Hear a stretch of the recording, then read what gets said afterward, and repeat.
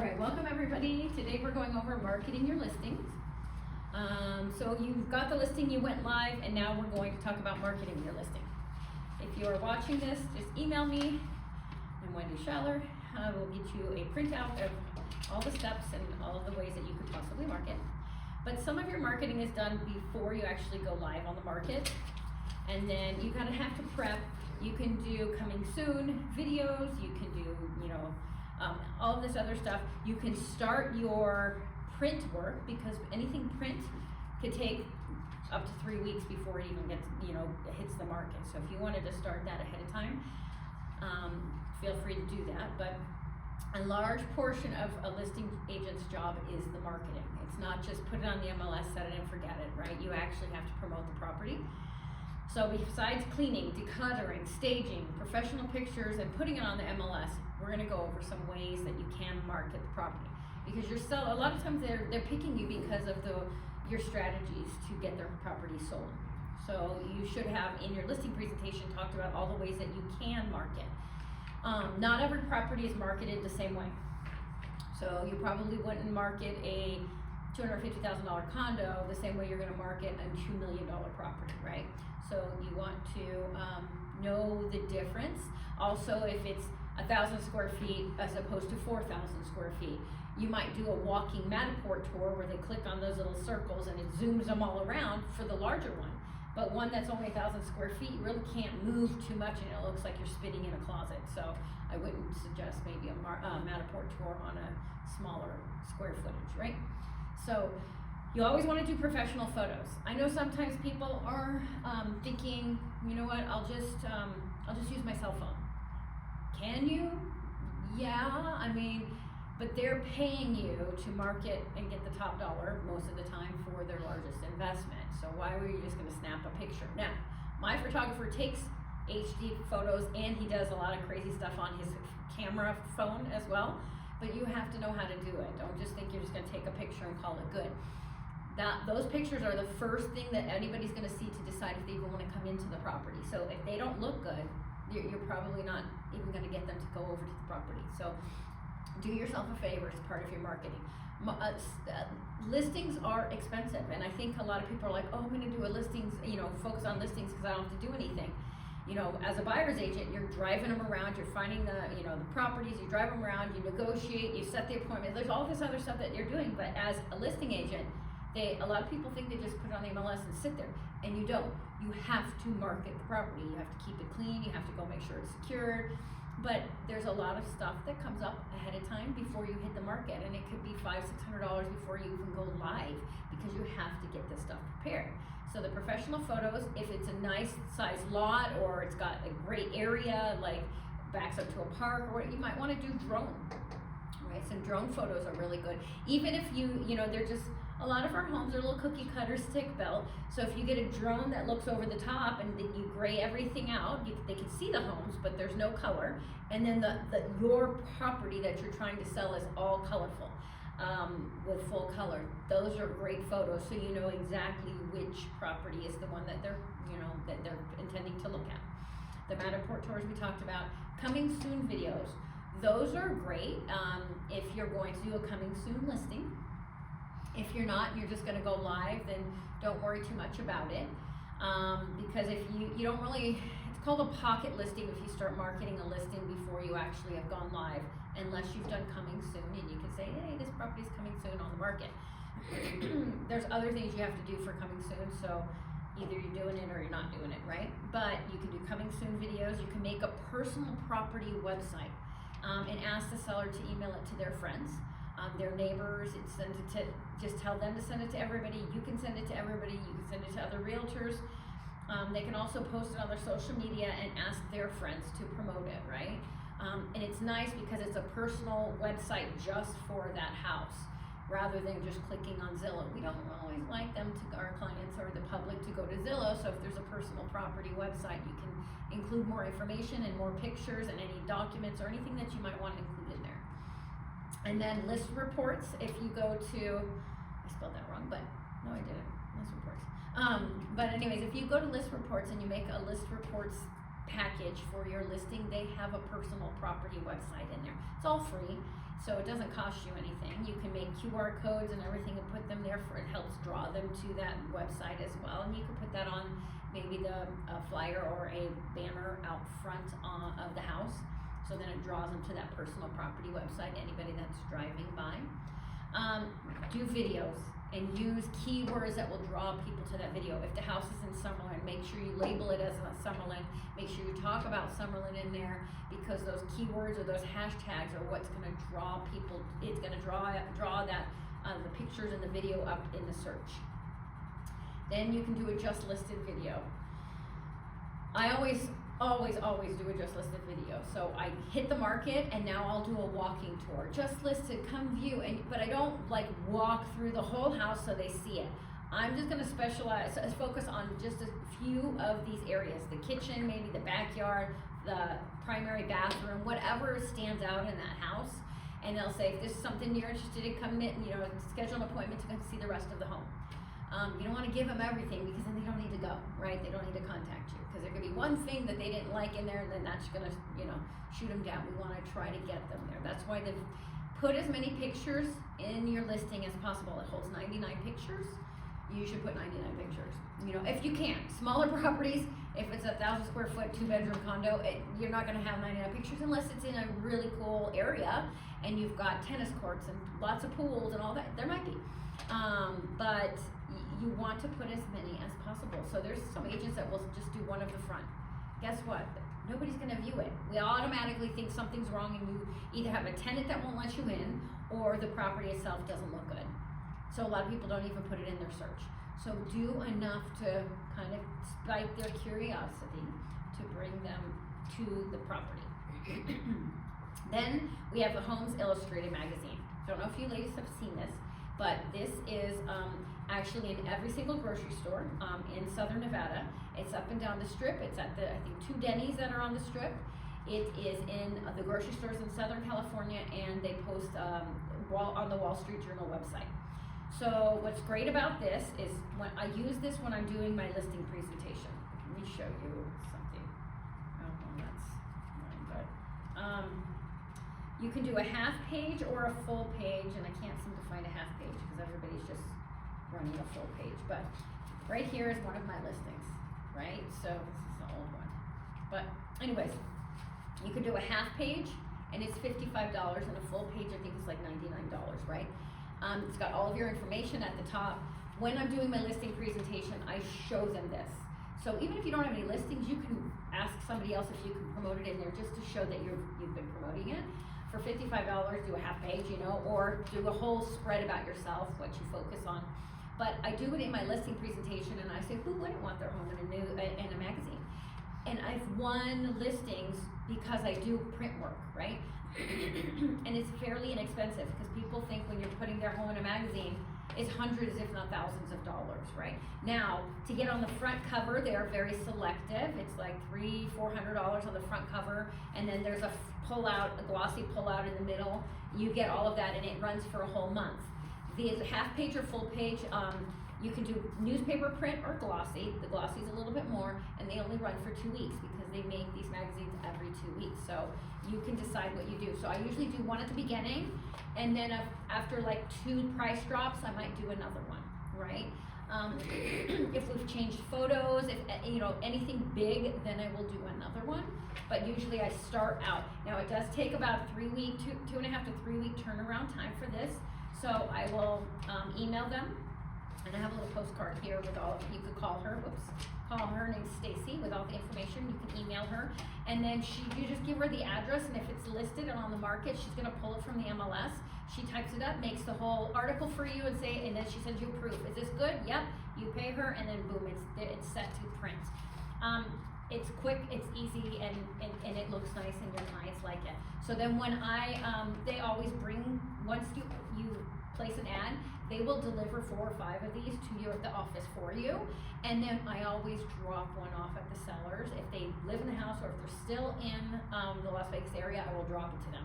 If they're not, I take a picture of it, and then I text it to them, say, hey, our print work just went out. They love to see that, they love to share. Hey, post it on your social media. Hey, I'm in a magazine. They love that, and it helps, right? Have I ever sold anything off of this? No. I've gotten a couple creepy phone calls, yeah, but it's not for that really. It's just to kind of like people look, oh, look what's available, look what I can get for this price, and then they start maybe call you. Do you have this one? Or do you have any more of them like this? And you're just trying to get buyers. For this sake, I just try to show my sellers I'm actually doing something because it is here in California. It's expensive to market in other states, especially California where they have multiple zip codes and it's quite large. So you got to find that one needle in the haystack buyer in all of California that's looking to purchase something that you have in Vegas. But just knowing that it's out there it's great. And then for referrals later on, they might tell their friends, hey, my agent put us on, they put us in a magazine or ran an ad or whatever it is, and people love that. If nothing else, when I'm doing my listing presentation, I tell them, I'm going to run, I run ads in their Homes Illustrated magazine, goes up and down the strip, blah, blah, blah. And then if they're interviewing other agents, they're like, do you run us in an ad, in a magazine, or what? And if they don't, guess what? You already shine brighter than the rest. So super important. I love it. It's fairly inexpensive because it gets expensive to market your properties because you have to do it. You can't just do it at the beginning and set it and forget it. You have to space it out as well. So you're going to put it on the MLS, you're going to do a just listed video, then you might wait a week or two, then this ad might come out, then you might do a zip code search, then you might do a broker open, do some open house, but you've got to spread it out. It's not just do it all at the beginning and then wait, because if it doesn't sell and you change prices and whatever, or pictures, or they move out and now it's empty, you're stuck doing it all over again. And it gets quite expensive that way. So if you time things right, then when they've moved out here, then you can do the rest of your marketing instead of starting back over from square one. And then I also do, let's see, where do we end up here? Community video. So if they're in a bigger community, Providence, Sky Canyon, Lake Las Vegas, Summerlin, Centennial Hills, you should have a YouTube channel, right? And you should make a video about your newest listing, a walking tour, a community tour. Not only is my listing, I have a listing currently in this area, this is what this area has to offer. These are the schools, and you do pictures of the schools, let them figure out their school ratings. Like, you're just there to give them information. But a lot of times, out-of-state people especially, they're like, oh, I love that house, but I don't know anything about that area. But if you have a video to match that, it's super helpful for them. And then just listed postcards. So I didn't bring any in here. The just listed and just sold postcards that I do are called jumbo postcards. They're even bigger than this. I don't do the little postcards because it gets stuck in the rest of their mail, right? But if you do a jumbo one, at some point it's going to be poking out if it's stuck in between a magazine or something, right? And you can go onto Corfact in our back office in the zone on the little tabs, and you can order. I think they give you a discount because we're with Realty One, but it's just a template. And what I like about Corfact as well, you can use anybody you want, but Corfact puts a little code for each individual one that goes out.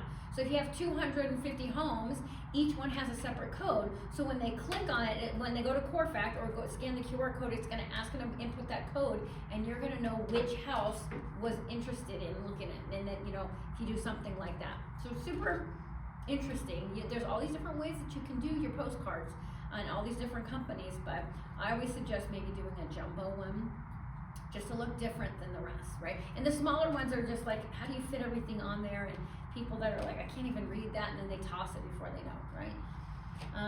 You're going to do mailers to the neighbors.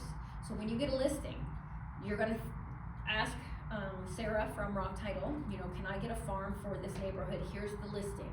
Say I'm going to do mailers. I might call, and you should get the name, the addresses, and the phone numbers, because you're going to door knock if you're going to do open houses. And hey, Miss Sarah, whatever, Smith, I see that you're a neighbor. I'm doing an open house on the street behind you tomorrow or next week or whatever it is. Wanted to invite you, but now you've addressed them by their name. You can also call them. I put a door hanger. I'm doing an open house tomorrow. Just wanted to invite you in case the wind blew that away. It just gives you follow up. If they have the same floor plan, just wanted to let you know, I just took a listing. I'm holding an open house this weekend, but they have the same floor plan as you. Didn't know if you wanted to stop by and check out what your neighbors did with the house. whatever. The whole thing is to get them in, anybody in there. You don't know if they've got family members that want to live in the same neighborhood, somebody from there that wants to go to that same school district, they can't get in, so they can say, hey, it's the same floor plan as me, whatever it may be. Even the ones that are not, they don't own the home, those are the best ones to hit in the neighborhood, because the tenants, they must love the neighborhood, because if they're staying for quite a while, maybe they want to move up. I've had 2 friends in my neighborhood that have done that, where they stayed from when the homes were originally built in 2005, and they were first renters, just tenants, and then eventually both of them purchased in there. One purchased right across the street and the other one purchased 2 blocks away, but they just wanted to stay in the neighborhood, so it doesn't hurt to go after them, right? And then front yard sign.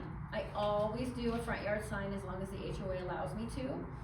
A lot of people don't do that, realtors, they stop doing it. They're like, oh, I don't really care. That front yard sign, it's not to sell that house, because anybody that's looking for that house generally has a realtor, or they've got it on MLS or saw it on Zillow. It's for me to gain other listings, right, in that neighborhood. I want them to drive by it every day. I want them to be familiar with my name. And then when I do an open house, and then when I send a mailer, they're gonna put it all together. Oh, that's that one, she does so much, but she's marketing. I want her to list my property when I gotta sell it, right? So I do a front yard sign, and I do a flyer box. A lot of people don't do flyers anymore. I didn't bring a flyer, but I do a flyer. Did I have it on the next page before I go into it? Yes, add a flyer box. I don't put the price on my flyers, right? And I don't usually do white paper. I'll do a light beige or a gray, because otherwise they're putting everything in their car, whatever, and white just blends in. But they're like, oh, what is this? Oh, I just want to stand out, but I don't want it to skew the color of my pictures, so that's why I do it light. It's off color than the white, right? And then I don't put my price on there, because I've given them information. They see the address, they see the pictures, and now they have the price. What do they need to call me for? They don't, so I'll never know they picked it up. So then they'll say, they'll call you, and some of them might be a little attitude-ish and yell at you because you made a flyer, I picked it up, it doesn't even have the price on there. I just like, oh my gosh, I'm so sorry. So we were adjusting and doing a price improvement, and I'm one of those green people, and I don't like to waste all the paper, and so I just, as I adjust it, I can use the same flyers, and I don't have to keep throwing them away, and blah, blah, blah, blah, blah. This is the price that we are at right now. Does that work for you? Is it something you're interested in? If not, I can show you something else. Do you have a realtor? Can I set you up on a search? You're just trying to gain those buyers, those possibly unrepresented buyers, right? So you could put a QR code on there that brings them back to that personal website that you made before. You can do that QR code, will bring them to your social media, your Facebook, Instagram, LinkedIn, TikTok, YouTube, and then the personal websites. It's just any way they can get out there, right? And then there are paid ads that you can do on Facebook and Instagram and Nextdoor. Nextdoor is great. Now you might not be in that community, so you can ask to be in that community, or if the seller is part of that Nextdoor for that community, maybe you can run an ad through that seller, right? So you're gonna work with the sellers. The sellers are not out of this scot-free. Here's my house, sell it, and walk away. You need them a lot of the times, because they need to maintain the home if they're local. If they're living in it, of course, they have to keep it. But I've had people go clear across town, and they don't want to go back, and they're like, hey, I just got a delivery. Can you go to my house and deliver it to me? I'm not Uber, but it was at Lake Las Vegas, and then they moved as far out to North Las Vegas as you could possibly get, way out there. So they're like, it's a 45-minute drive. I'm like, I know, because I live closer to you over there, but they do expect you to go down there. You have to pull weeds, you have to do, if they're not maintaining it, some people are like, that's beyond me. Okay, it's beyond you, but your job is to sell that home, right? So if I have to pull a couple weeds and still make a very large portion of money in 2 or 3 months, then I'm going to do that. So if I talk about having that case in the back of your car, I have hammers and nails and clippers and paper towels and rolls of toilet paper in case there isn't any there. I have cleaner, I have zip ties. You're gonna make a real estate box that you're gonna keep in, and scissors and tape and duct tape and electrical tape, and I got everything in there. It's kind of like a fishing box, but it's it's big. But you're gonna keep everything in there because you never know what you're gonna need, and then you don't have what you need in there, so you go buy it and then you just add it to your house. So it's a vicious cycle, but you just want to be prepared, because you just don't know what you might need to do. Also, Boost by HomeSpotter. It's one of the little tiles in the back. They're paid ads to run. I'm going to talk about that. Okay, open houses.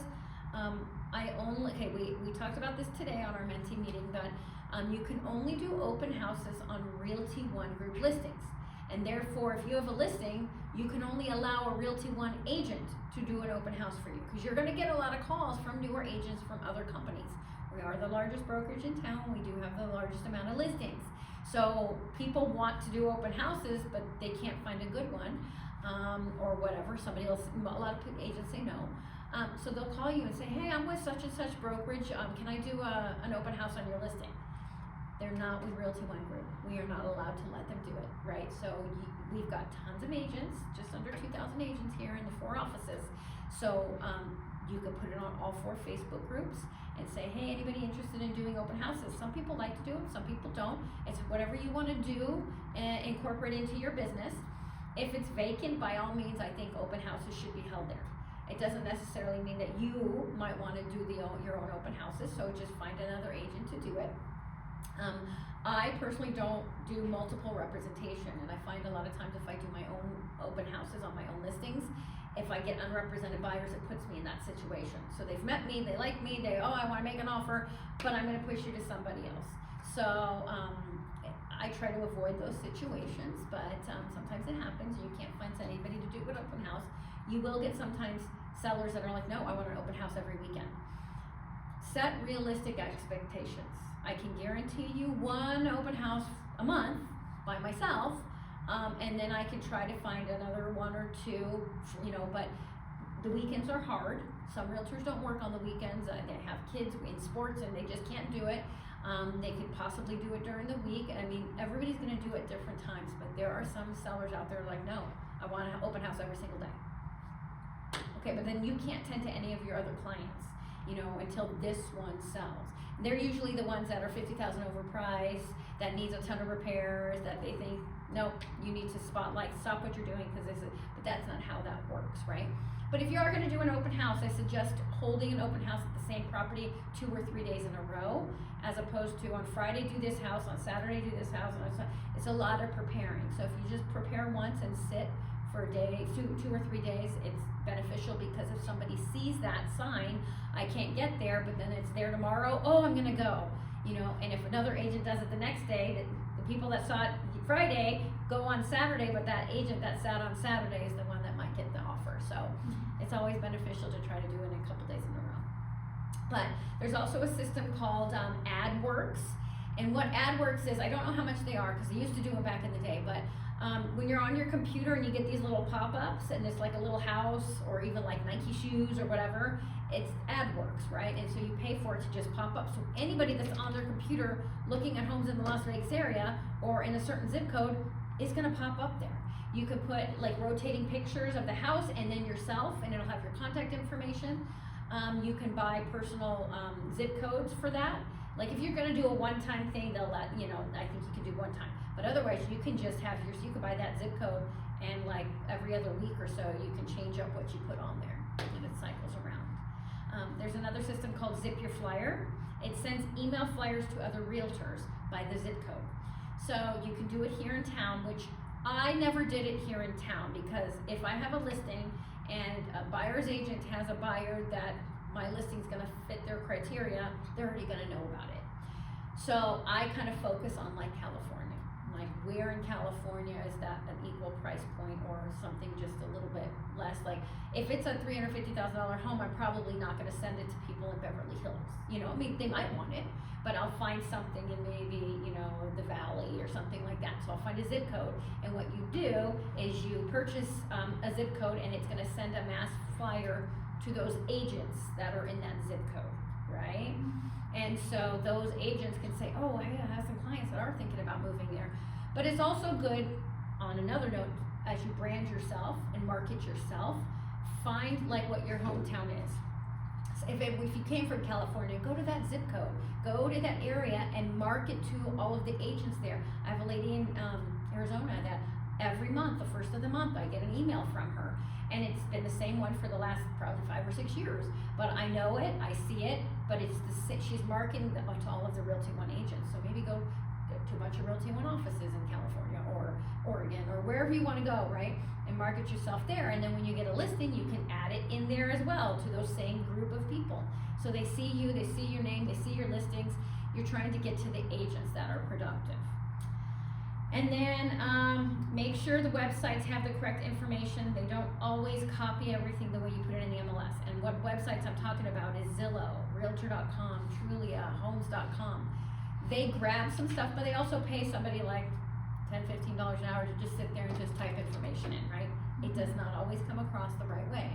So if somebody's looking on Zillow, and this happened to me, I had a listing.